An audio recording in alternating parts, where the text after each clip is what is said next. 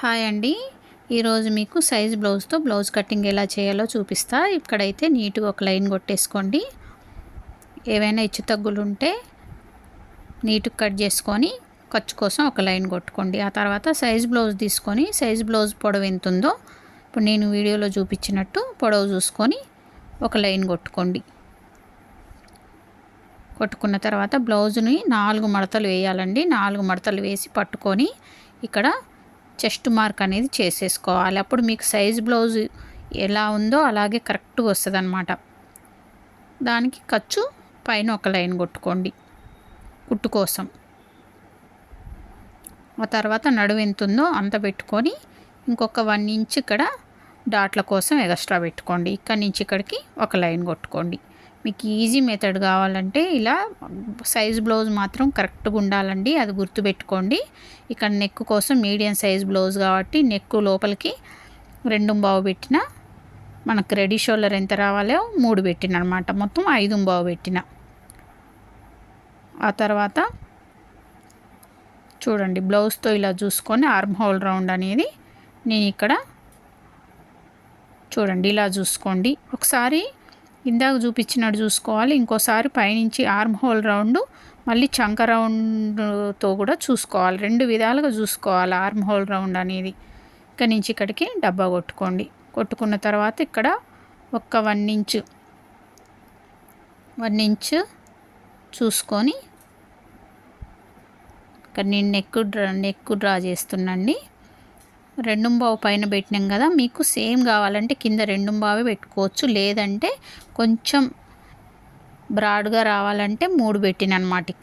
ఇక్కడ arm whole round ఇక్కడ draw చేస్తున్నా. 1 ఇంచ్కి ఆర్మ్ హోల్ రౌండ్ రౌండ్ చేసుకోండి. ఆ తర్వాత 1/2 ఇంచ్ ఎక్స్ట్రా తీసుకున్నా. ఓకేనా? షోల్డర్ కరెక్ట్గా ఉందా లేదా చూసుకుంటున్నా. ఇప్పుడు బ్యాక్ పార్ట్ అయిపోయింది. ఇక్కడ షేప్ చేసుకోండి. తప్పకుండా ఇక్కడ షేప్ చేసుకోవాలండి నడుం దగ్గర. అప్పుడే మీకు బ్యాక్ సైడ్లో ముడతలు అనేవి రాకుండా ఉంటాయి. ఎందుకంటే డాట్ వేసినప్పుడు బ్లౌజ్ అనేది ఇక్కడ ఇట్లా పక్కకు జరుగుద్ది అనమాట. పక్కకు జరిగినప్పుడు మీకు ఆ క్లాత్ అంతా ముడతలాగా వస్తుంది. అలా రాకుండా ఉండాలంటే నడుం దగ్గర అలా కటింగ్ చేసుకోవాలి. నెక్స్ట్ హ్యాండ్ తీసుకుందామండి. హ్యాండ్స్ తీసుకుంటే మనకు క్రాస్ కటింగ్ ఈజీగా క్లాత్ ఎంత ఉంది, క్రాస్ కటింగ్ ఎంత క్రాస్ అనేది ఎక్కువ వేసుకోవచ్చు అనమాట ఈజీగా.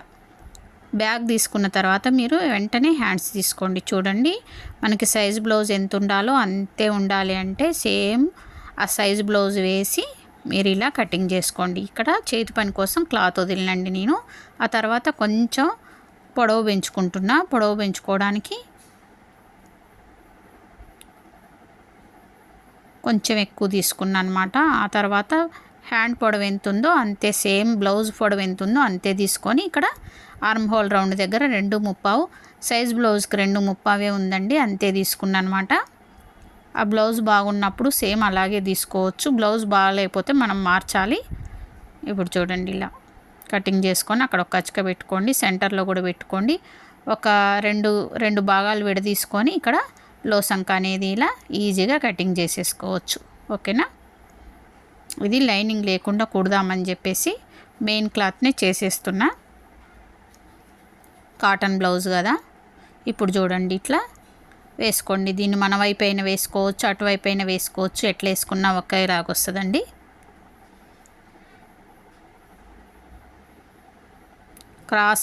కరెక్ట్ క్రాస్ పడుతుందా లేదా చూసుకోండి మీరు. క్లాత్ ఎక్కువ ఉంటే ఏంటంటే క్రాస్ ఎక్కువ వేసుకోవచ్చు, ఎక్కడ కానీ జాయింట్ రాదు. మనం పెంచుకున్న 1/2 ఇంచ్ ఉంది కదా, దాన్ని తగ్గించి డ్రా చేస్తున్నా. దీన్ని మాత్రం గమనించండి.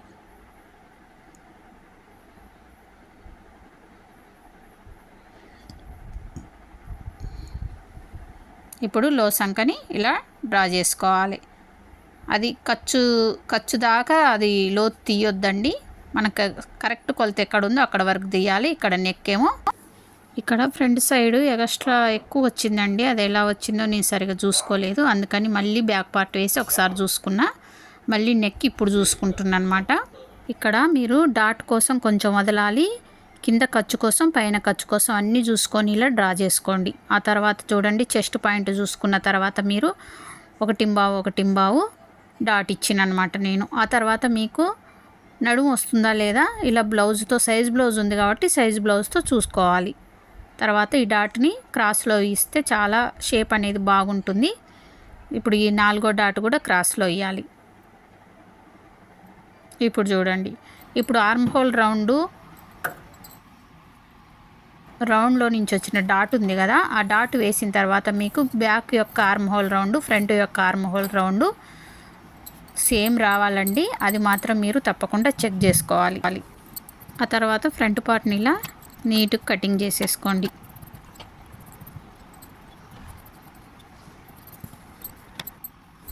ఆ తర్వాత సైజ్ బ్లౌజ్ తీసుకొని మీరు సేమ్ సైజ్ బ్లౌజ్ యొక్క షేప్ పట్టీ ఎలా ఉందో, ఎందుకంటే కటింగ్ మొత్తం మనం సైజ్ బ్లౌజ్తో చేసినాం కాబట్టి ఈ షేప్ పట్టీలు కూడా సైజ్ బ్లౌజ్తో చేసుకోవచ్చండి. లేదంటే ఒకవేళ బాడీ మెజర్మెంట్స్ కానీ లేదా ఇంకా మీకు ఈజీగా ఉండాలి అంటే బ్యాక్ పార్ట్ మీద, ఇప్పుడు కటింగ్ చేసిన బ్యాక్ పార్ట్ మీద ఫ్రంట్ పార్ట్ వేసి ఆ గ్యాప్ ఎంత ఉందో చూసుకొని అలా కూడా చేసుకోవచ్చు. నేను చాలా వీడియోస్లో చూపించిన అలా కూడా చేసుకోవచ్చు.